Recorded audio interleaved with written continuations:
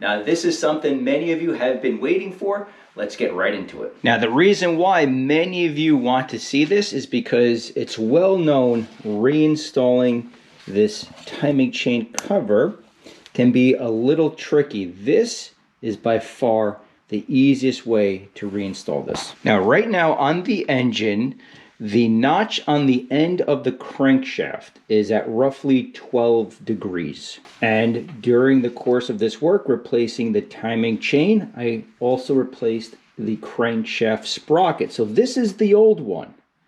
And I can use this as a guide. Now, once you set up the correct orientation, because if you're new to this, right inside here is a rotor. This rotor attaches to the end of the crankshaft, and this goes on a very, very specific way. So let's say, for example, you just have it lying like this. So right now, I have, again, the crank at the 12 o'clock position, that little notch, and you're trying to fit this in. And you see how it's not going to work? You have to figure out the right way to make this happen. So right here is the notch. Just turn it. That's it. This is ready to go. And then you can practice with dry runs. So what you want to do is practice, practice, practice. Now, when I go live, I will have the water pump reinstalled. And that's because at least 5 of the fasteners are used to fasten the cover here to the engine block. So I want the water pump reinstalled. And you're going to have RTV, or I should say FIPG, I'll talk about that in a moment, around the entire perimeter, okay? So you want to get used to where you're positioning your hands. Ideally, you want to tilt it back, slowly walk on the cover, and then seal it, okay? That's your goal. Now let me readjust this because just then my finger moved this rotor. So it has to be dead on. Okay, tilt it back just a little bit.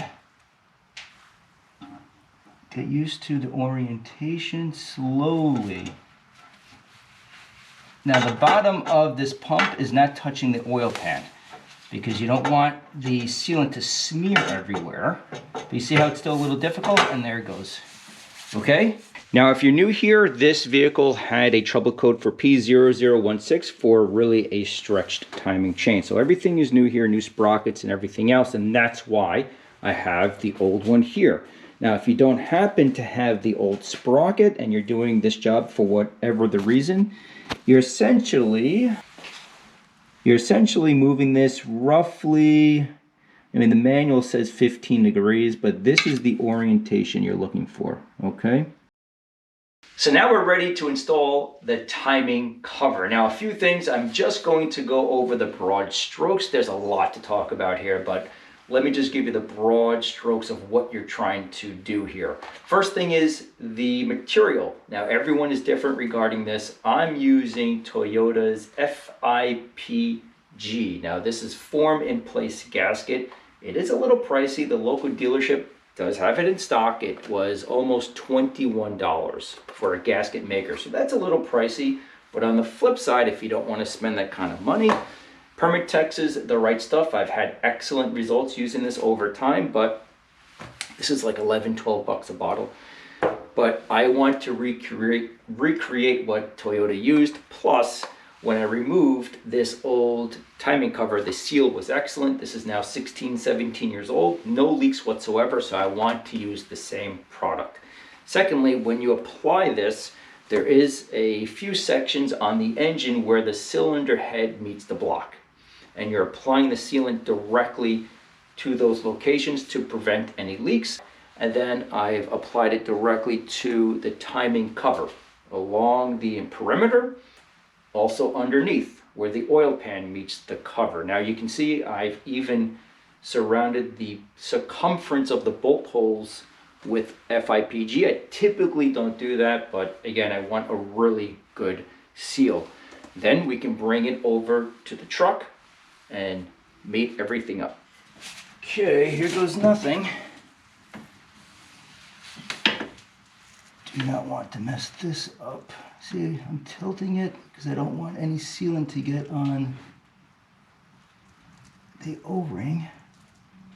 for the oil pump.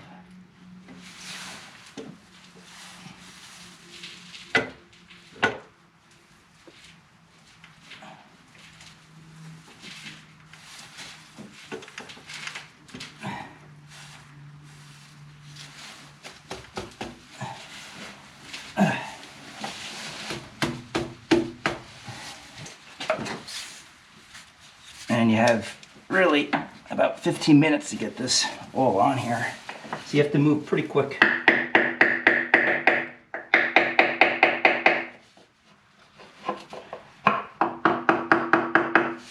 Okay, and now we can install the fasteners. There's a number of them. Make sure you don't lose any of them. And 17 foot-pounds if you want to torque them down. So I have my little torque adapter set to 17 foot-pounds, and you want to do this uniformly. So in other words, crisscross it.